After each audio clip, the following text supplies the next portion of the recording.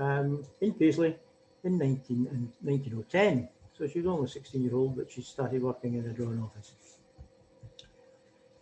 Around the same time, Thomas, her father, travelled to America, and his main reason was to research mass production methods for car factories and design. And he went on to direct the construction of the glass and ferroconcrete factory for Arnold Johnson in Dumfries, which became very famous and became one of the biggest car manufacturers in Scotland. This was based on a Ford design from their Highland Park, Michigan factory. In 1916, he oversaw the construction of a second modern factory, which looks vaguely similar. If I can ask you, Judith, please, to show slide 5. And this factory was built more or less along the same lines as the Dumfries factory. It was originally it started working in 1916 as a munitions factory because, of course, we were in the middle of the First World War. The Dumfries factory as well was in war production. So it was really a munitions factory staffed by women for the duration of the war. But this wasn't its only function. It also was built as an engineering college for female staff. The aim being to promote engineering to young women and get them involved. The aim to attract educated young women is set up a structured apprenticeship to train them and to get them into engineering, while producing aero engine components for the Heath Hall Works as well, and as it had gone to war production. During World War I, Dorothea moved away from the Tongland factory at Kirkcudbright and worked as the lady superintendent at Vickers in Barrow.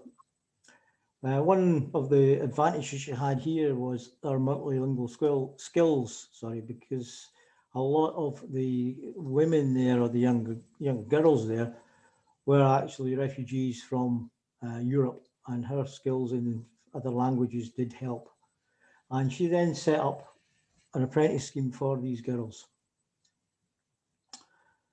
Just after the war, 1919, she was a founding member of the Women's Engineering Society and went on to be awarded an MDE for this work in 1920. At the same time, or around the same time, she took up the role of director and manager of the Galloway Motor Limited in Tongland at the factory near Kirkcudbright. Galloway Motors was a Scottish car manufacturer founded in 1920 as a subsidiary of Arnold Johnson, based at Tongland, as we said, and they worked there or continued manufacturing cars there until 1923, and then the production moved to Heath Hall. The company was unusual in the worlds of car making in that it was mainly run and staffed by women, and for a while the cars were advertised as a car made by ladies for others of their sex. The factory had originally been built as a wartime aero plant, as we've said, and the Thomas Pullinger, the manager of Arnold Johnson, was persuaded by his daughter Dorothea to keep the factory open to provide local employment, and she was obviously, as I said, made the director of the new enterprise and set up training courses and apprenticeships specifically for local women. One of the unusual features of this was the apprenticeships were to last for 3 years rather than the usual 5, as she believed that girls were thought to be better at attending and quicker learners than boys, so they got a shorter apprenticeship. I'm not sure how successful that was, but she turned out quite a few female engineers, so it may be that she was right. The factory itself is positioned on very close to the River Dee, and was supplied by power from water turbines, which supplemented the steam engines that they had. She, I've just got a visitor on my knee. She, come on, jump. She looked after the staff's well-being, and the factory was quite forward-thinking. It had an outdoor swimming pool for the ladies, and it also had two tennis courts on the roof to provide exercise facilities for the staff, as she believed that health and exercise were very important to promote, as well as the working side. The cars themselves were sturdy and straightforward, and it originally just had a one model policy, which was the 1020, which was heavily influenced by a Fiat 500 model, the Fiat 501, I should say. Could we now get a slide number 11, please, Judith?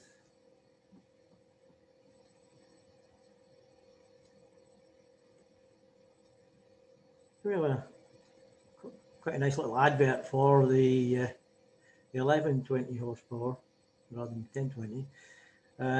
From around the time this would have been built at Tongland. It says, oh really, I noticed this is actually an Irish advert, so they were exporting them as well. The cars had several features which were designed to make them more attractive to women, as they were trying to expand the women drivers at the time, which was a growing market. These features included easier access to the front of the car, particularly on some models moving the gear lever to the centre so that it didn't impede the right-hand door. They also had an adjustable front seat to accommodate basically the smaller driver, which a lot of the women were, and a slightly larger diameter steering wheel, which did help turning the car, and it lightened the steering. I did read that they made a smaller steering wheel to help access, but I'm not sure about that one at all. The larger steering wheel would make more sense. The early cars of this period were quite heavy to steer, and I know from my own Arrow Johnsons that they are surprisingly heavy for the weight and the size of the tyres. It wasn't a great time to launch a new car though at the end of the war, when things were obviously very difficult, and only a few hundred were made before the Tongland factory was forced to close in 1923 and production moved back to Heath Hall. Again, Judith, if we can go to slide number 7, please. Now here we have a photograph of a later Dumfries car. Most, or in fact all of the surviving Galloways were built in Dumfries. I believe there is no early Galloways from Tongland left surviving. There may be one or two of you that are watching now that may know otherwise, but I'm afraid I don't know of any. A second larger Galloway was then produced at Dumfries, the Model 12, essentially an Arrow Johnson, and remained in production until the Dumfries factory closed in 1928, and Galloway Motors was also formally wound up. They had quite a small model range really throughout the time, and about 4,000 cars were produced. The exact details how many survive isn't really known, but those that do, as I say, were all built in Dumfries.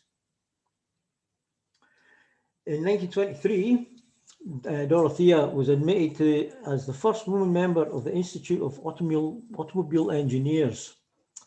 She had been refused entry 9 years earlier on the grounds that she was not a person, because the automobile engineer's definition of a person was a man, and she wasn't a man. So it took them until 1923 to change that definition and allow her entry. The year before, in 1922, she'd appeared on the Galloway stand at the Scottish Motor Show, and She went on to take up rally driving to promote the model, which she done quite successfully through in the next few years. Again, Judith, if we can go to photograph number 10, we see her in competition in one of the timed rallies that she took part in. Again, in 1924, she was classed as a skillful and intrepid driver and won a gold medal in the Birmingham and Sutton Coldfield Vesely Cup. And she also went on the same year to win the Scottish 6-day car trial in a Galloway, mainly doing this to promote the model, which was something that Arnold Johnson had a history of right back to 1905 when they won the Isle of Man TT race, which at the time was for cars, not motorcycles. The company had always believed in promoting the vehicles through racing, a thing that still happens today. Dorothée went on to become the sales representative for Galloway Cars in southern England after she got married and moved to London. She married Edward Martin, who was a ship's purser, and they had 2 children, Yvette, born in 1926, and Louis in 1931. In 1928, her career took a new stand, a new direction, and she founded the White Services Laundry in Croydon. And with her engineering background, this was fitted with the latest American steam laundry equipment. And they went on to open 17 laundries in the south of England and other areas. Shortly after the outbreak of World War II, she was employed by the Nuffield Group to organise women recruits in munitions factories from 1940, and she was in fact the only member of the Ministry of Production on their industrial panel in 1940. So from her early days as an engineer, she had went on to quite a serious position, guiding the country in the second, or assisting to guide the country in the Second World War. In 1947, at the end of the war, the family moved to Guernsey, and in 1950, they established the Normandy Laundry, and that is still actually going to this day. Our family are still involved, I believe, as well. She actually lived in the Government House Hotel in Guernsey for many years as a residence, and she passed away in January 1986 in Guernsey. If we look at a few of the photographs of the vehicles, and well, if we start with photograph number 9, please, Judith.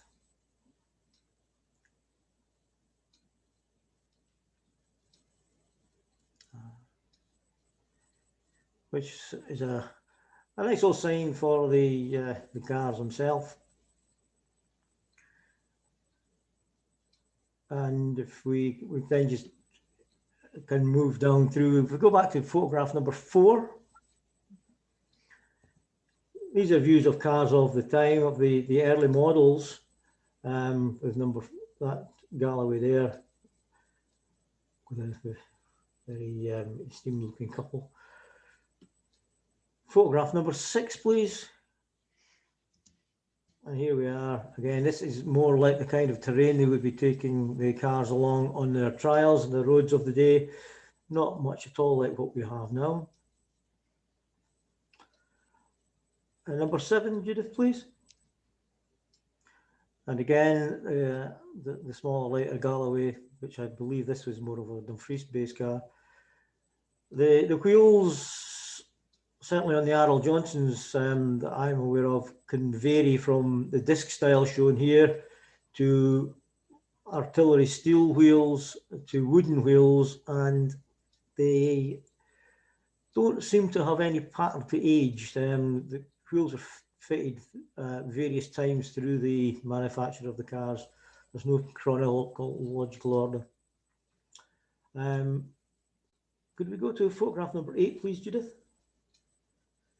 And again, we have sort of a larger looking at Galloway with a hard top rather than the convertible, which was much more common.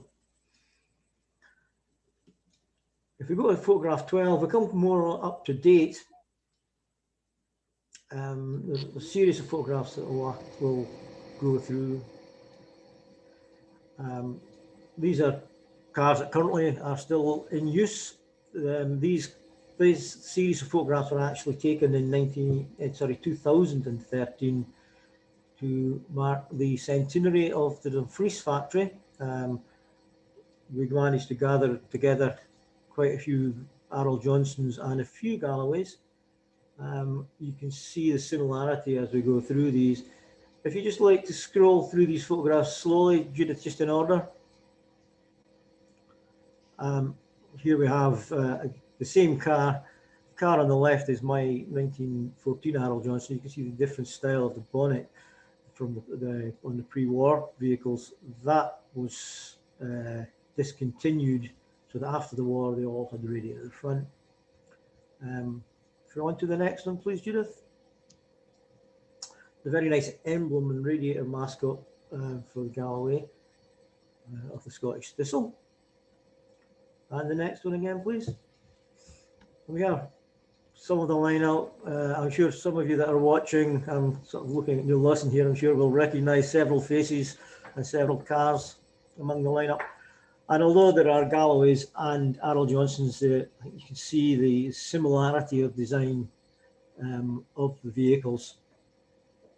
There is only one hardtop one there. I think the rest are all various convertibles. If we can go to photograph number 16, Judith, the next one. This is the entrance to the Arrol Johnston factory, showing a Galloway and two Arrol Johnsons. The 1914 vehicle on the left as we look at it, with the later car on the later Arrol Johnston on the right, and the Galloway in the middle again. And to photograph 17, these are both Arrol Johnsons, and it shows again the difference between the pre-war and post-war car. The pre-war car on the right says 1914. The post-war on the left is 1919, 1920. Very similar under the skin, if you like, but the design of the front of the car changes it completely. And makes it look much more modern. One other major difference that I've noticed between the two is that the early cars before the war had a lot of brass and superior fittings compared to the post-war cars, which went to painted steel, wooden floors instead of aluminium, and obviously parts and materials were much harder to get a hold of and much more expensive. So the quality dropped a bit in its time because of the war and what was available. And really, that is more or less our story. Can we go to any questions? We've maybe rushed through a little bit, but Judith would like to. Yeah. So I'm well, any that we can answer. I know that looking at some of the people that I can see there, I'll know much more about Dorothea than I do, and certainly more about Arrol Johnson than I do, but we'll give it a try. Okay. Well, I think I'm blank on the screen, am I? You are. I'm sharing my video, so anyway. Yeah, you're blank at the moment. Yeah. Oh, here I am. There I am. Hello. Thank you very much for that, Neil. So yes, if you're not aware, Neil is actually a vintage car. I was going to say used, but that's something else altogether, isn't it?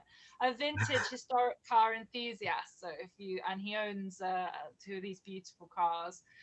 So yes, if anyone has any questions, Probably the best thing to do is if you want to put a comment in the chat. So if you just go to the bottom of your screen, and it holds over chat, and you can just pop a chat in there, or I can try and see you all and see, and then if anyone wants to wave their hand or raise their hand, then they can do. So just have to bear with me with that, because I have not done this before. So if anyone has any questions that they would really like to ask, let's have a look, see who we can see.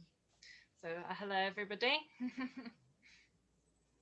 So someone said, Sue is asking, where was the factory in DES? The factory in Dumfries is at Heath Hall. It's still standing at the moment, although it's not in use. It was used for many years as a rubber works and produced by Dunlop, and then it went on to Interfloor. It's now standing more or less abandoned, but it's on the main Edinburgh Road as you go through Heath Hall. Thank you. She retyped DFS, so Dumfries. You interpreted that correctly. Thank you, Neil. So yeah, where was the factory there? And Helen is asking, which I'll read it out, Helen, and if you want to clarify if I'm misreading it. Has Neil, or can Neil do London to Brighton? Have you gone from London to Brighton? Not the official run. My cars are both, in fact, all the Arrol Johnsons that I've shown in the photographs and the Galloways as well are all too modern. The cut-off for the London to Brighton car run is 1904. So even the oldest one in the photograph there is 10 years too young. And Jerry has said, or made a comment. So hello, I was interested to see that the factory was energy efficient, getting all the power from river turbines. So do you know any more about that, Neil? Other than it's built beside the power station, which is still in operation at Tongland, and was built for the factory, they were obviously looking at a cheapest way to run the factory, and that power station, as I say, has now been in operation for over 100 years and still working. We have a question from Robin Hall, who some of us know. So hello, Robin. So it's asking, was Dorothea in the Channel Islands during the German occupation in World War II? Do you know? Sorry, I missed that, Judith. Was Dorothea in the Channel Islands during the German No, she went in 1947. She was involved in the war effort here in this country, and it was 1947, after the war had finished, that she went to Channel Islands. Here's a good question then. So were many of the Galloway cars exported, and are there survivors around the world? Well, we know there's one in the Riverside Museum in Glasgow, because I remember seeing it there. Do you know of any others anywhere, Neil, that are around the world, Galloway cars still in existence? We have a watch. Neil Lawson watching may know better, but as I do know that Arrol Johnson were well exported, particularly to Australia and New Zealand. So I don't see any reason why Galloways wouldn't be the same. There wasn't many went to North America for some reason, which I don't really know why, but there was a big market in the southern hemisphere, partly to do with Ernest Shackleton, who was involved with Arrol Johnson in 1908. So they provided him with a car to take to Antarctica, and I believe he helped promote them in Australia and New Zealand at that time. And there are still cars being found down there and brought back to this country from people that we know. So Shackleton was actually like a brand ambassador or something? No, Bush salesman. A salesman? I believe he did do some sales work for them, and they provided him with the car for the 1908 expedition, which had more or less like shovels on the wheels to try and get through snow, and it was air cooled, and it was a total disaster. Yeah, I was wondered how effective it was. It was left in Antarctica, although parts have made their way back to the museum in Wellington. Mhm. But yeah, he did help promote them in that time. Brilliant. So we've got a couple more messages and questions, and then I might Okay. just unmute it for everyone if anyone wants to chip in. It might be a bit chaotic, but we could have a go, couldn't we? It's nice to say hello to people, and we'll see how that goes. So I'll read out the other ones we've got. So this one's from Gavin Phillips. It says, "Tell us about the abortive trip made by the Prince of Wales in an Arrol Johnson. Was this the death knell for Arrol Johnson?" And Gavin thinks that it was in the West Country. Yeah, this wasn't one of Arnold Johnson's best advertising campaigns. This was the new Victory model, which came out after the First World War with its new designed engine. And it was taking the Prince of Wales on a tour. I can't remember exactly where, but I believe it could have been the Bristol sort of area. Others that are watching this know there. The car didn't perform well, to put it mildly, and broke down and had to be left. What this meant for Arnold Johnson was that they actually abandoned the Victory engine and went back to fitting the 15.9 horsepower engine that they'd been using previously, which is the ones that fitted to one of my cars and fitted to most of these vehicles. And it just got them a lot of bad publicity, and it didn't help their sales at all. So it was the car, not the driver, then, that was responsible. It was the engine, the new engine rather than the car itself. A newly developed engine which didn't really work. Because am I right in thinking it was the future Edward VIII? Because is that the Prince of Wales that it was? Sorry. Was it the future Edward VIII? Yeah, I think it would be, yes. Yeah.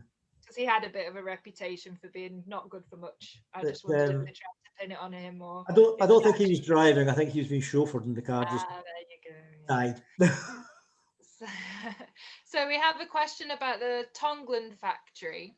So from Mark Westham, it says, "Hello, can you please describe where the Tongland factory was, please? Was it opposite the power station?" Yes, it is opposite the power station, very close to the power station. As you're heading in towards Tongland from the sort of Dumfries side, it's on your left-hand side. There is a road turning to your left, and it's just over that little bridge beside the power station, just before you get to the village itself. Mm-hmm. And someone said the power station itself wasn't built until the 30s. That's correct? I wouldn't say I know very much about it, to be honest. Well, I understood that the power station was built to power the factory, and the factory closed in 1923. So the power station was actually there from the end of the First World War, possibly sooner, until then. Well, it's there now. I understood it was there before that. Paul Connor has commented to us to say the factory at Tongland Power Station was slightly upstream from the present power station, so it might be that they were similar on possibly similar sites. Upgraded them, yeah. Yeah, I see someone else nodding along to that as well. So lovely. So I think that's it. That's the end of our questions, unless anyone's. Oh, sorry, the power station was built in 1934. Thank you, Paddy Judy Hill. Sorry, I'm reading out what your name is on there. That's I'll allow you to unmute yourself if you would like to say anything. You're very welcome to. You can now speak and enjoy your voices. And I'm sure if anyone has any questions or anything to say, you're very welcome to. And I'm sure that I'll clap for us and say thank you very much, Neil, for your talk. And we're getting thank yous on the message here. So the next talk is actually myself delivering that talk on an exhibition that I curated a few years ago, looking at love stories from World War I connected with Patron Factory Gretna. So people who met and married while working at the factory, stories of widows and loss, and all sorts of other things, bigamy, if that gets you interested. So all sorts of other things. So thank you very much, Neil. Oh, hang on, we've got a couple more messages. I'll just check no one's asking questions. They're just saying thank you, lots of thank yous. Thank you very much, everybody. So many great photos. That's lovely to hear. So thank you. I'll give Neil a round of applause on your behalf, and you can say thank you very much, Neil. And thank you everyone for joining us. It's our first talk, and it was, we were very experimental. I think it went comparatively smoothly, and we look forward to seeing you there at some in the future. And best wishes from everyone at the Devil's Porridge to everyone out there across the world. I know it's difficult and times for a lot of us at the moment. So sending warm wishes to you all, and hope to see you at the museum to see the Dorothée of Pullinger exhibition when we do reopen. It would be nice to get these numbers at the museum for the talks. Yeah, it would be great. Yeah, absolutely. So it's been lovely to see you all. Unless anyone has anything more to say in the messages. What's this one? Sorry, this one about thank you for a super store. Oh, excellent. Someone has a bull-nosed Morris Oxford, and they love this era of cars. So I'm assuming that's a car. So that sounds lovely. So that's Mark Slack. Thank you very much. So goodbye, everyone. Lovely to see you. Thank you very much for coming along, and hope to see you again soon.